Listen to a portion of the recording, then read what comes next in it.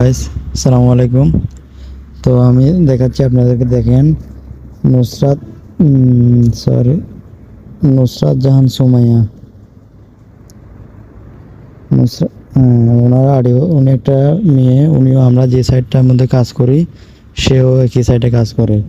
নুসরাত জাহান সুমাইয়া, দেখেন, সে 805.5 পাইছে। তার মানে সে অ্যাকাউন্টটা করছিল 10/3/2024।